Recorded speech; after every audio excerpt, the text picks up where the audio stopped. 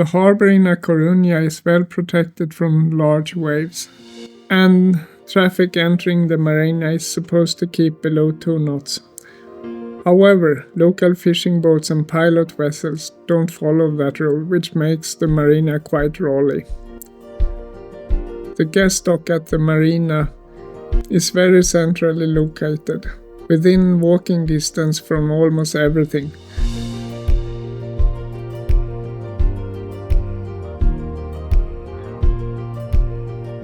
The nearest supermarket is about 10 minutes walk from the marina. Since we decided to stay for a longer period, we took daily walks through the city. The architecture is mostly older with relatively low buildings. The city center is pedestrian friendly, with traffic required to yield in most areas. Almost all streets are classified as shared space zone.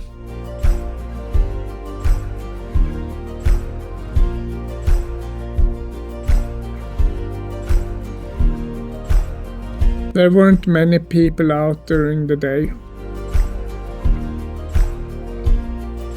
The weather continued to be rough every few days. In the evenings, we treat ourselves with good cheese and occasionally some local wine. Xingyu celebrated her birthday, and we marked the day with waffles for breakfast. Yeah, we're good. 25 years old. Wow, thank you, my love, for me birthday breakfast. Yeah. Wow, we're good. Nice. Yummy, yummy. It felt incredibly cozy coming home in the evening, welcomed by Xingyu and the warm glow of the gas lamp. Every couple of days a large cruise ship would visit the harbour. One of the major jobs was installing a new furling system for the Genoa. We moved the boat further into the marina, where it was less rolly.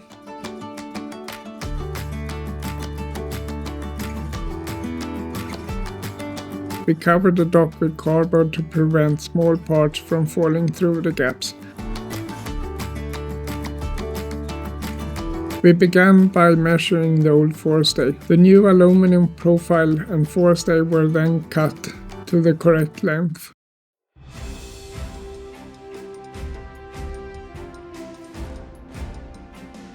Aluminum sections were fitted onto the forestay and the furler was assembled. Then it was time to hoist the new forestay and install it on the boat. The entire process took about 5 hours from start to finish, and it felt incredibly satisfying to have it done. After the furling system was in place, the new alternator was delivered and installed. It turned out that the pulley was about 10 mm too far back, so we had to order a new one. Once it arrived, we had to take it to a machine shop to shave off a few millimeters as it was slightly oversized. It was time to book tickets online to China.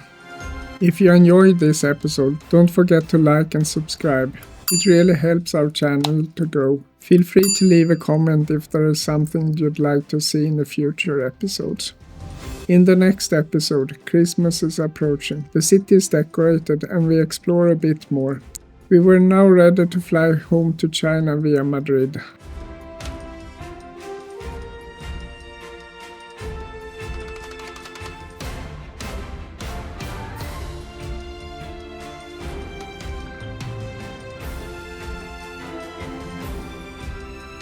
At home we begin by moving into a new apartment closer to the rest of the family.